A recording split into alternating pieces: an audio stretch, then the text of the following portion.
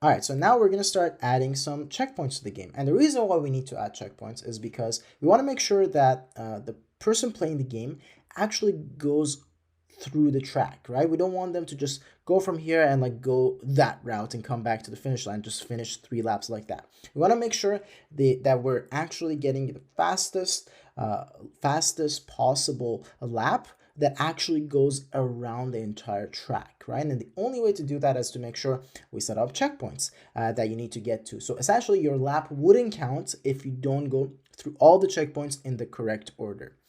It only counts if you actually do so. So that's exactly what we're going to do right now together. So first, we need to create a new sprite that allows us to use as checkpoints. So we're going to go over here to Paint. And what we're going to do is we're going to draw a circle. So hold down on Shift, because if you don't, you could make an ellipse instead of a circle. Just hold down on Shift. Make sure you've selected this circle over here, and then just create a circle just like that. Make sure you centralize it. And for the color, let's put the first one to yellow. So this is going to be the color of the active checkpoint. Very nice. And then we're going to duplicate this.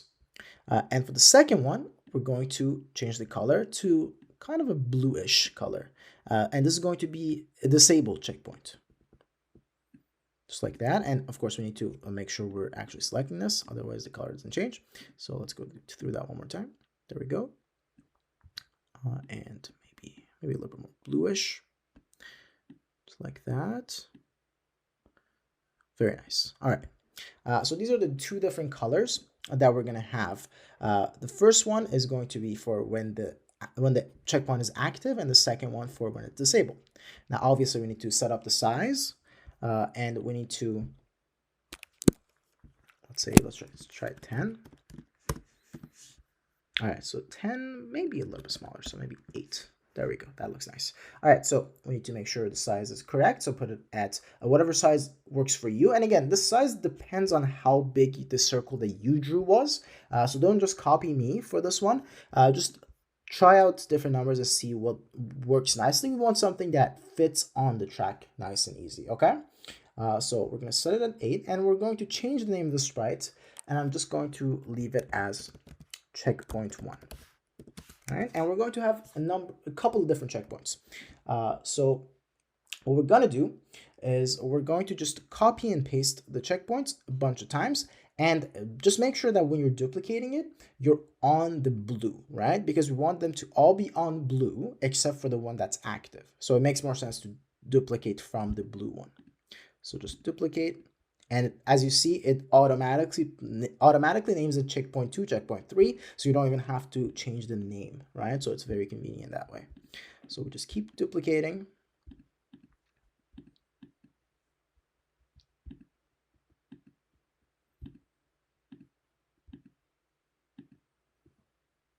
And there we go. So 13 should be good enough.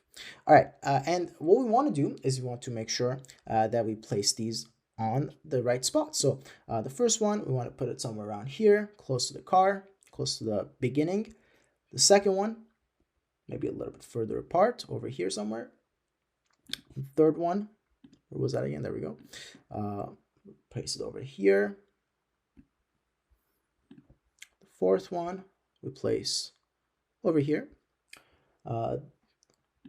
Maybe a little bit higher, so we can actually take this route, because there's no point in going down here and then just coming back, so I guess we can just take the higher route. And then for the fifth one, we can put it over here at the end of that line. The sixth one, we can put over here at this bend.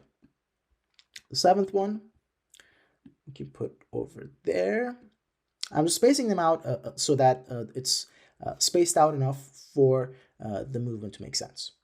Number 8, let's say we put it over there at the corner. For number 9, we can just put it over here. Very good. Number 10, let's put it over here. Number 11, we can put it over there. Number 12, let's say we go there-ish.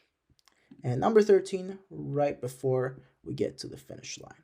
All right, so Very nice. So maybe you can adjust these a little bit, but approximately put them somewhere around where I've put them, right? Again, it doesn't have to be exactly in these places, but somewhere approximately the same. All right, so maybe let's put this a little bit higher. Let's put that a little bit there. Again, you can fine tune this yourself as well. All right, and now once you've put them, make sure that it's all looking good. And maybe let's get this a little bit closer to the line as well. Yeah, let's maybe get it there so that it's it kind of gives us a nice indication of we're approaching the finish line. Okay, so maybe even a little bit closer. Because think of it this way, once the car goes on this checkpoint, the head of the car will be touching the line, and that's exactly what we want to accomplish, right? And then later on, what we can do is we can check that, hey, if you've reached this checkpoint, that means that, hey, one lap has been finished. So that's why this one in particular needs to be closer to the line. So just make sure this one is over here, real close to the line, so that once the car goes on it, the front of the car passes the finish line, okay? But the rest of them, you can space them out freely, if you will. All right, so that's the basic setup for now. Now, in the next couple of videos, we're going to program the functionality of the color changing. Essentially, anytime the checkpoint is active or the next checkpoint that we need to get to, we want that to turn yellow. And anytime we pass a checkpoint, we want to make sure that now it's no longer yellow and it turns back to blue and the next one is yellow. Okay, so that's the functionality we're going to add in the next videos. But for now, just make sure that you've set them up correctly, and also make sure that they all have the two different colors that we can bounce back and forth with. And of course, make sure that the yellow one is custom 1 and the blue one is custom 2. This is very important because later on, that's how we're going to refer to them in the program. We're going to refer to the yellow one is custom 1 and the blue one is custom 2. So if you've put them in reverse order, just make sure you correct it, okay? So that's all that we need to do for the setup. Now in the next video, we'll go over the functionality.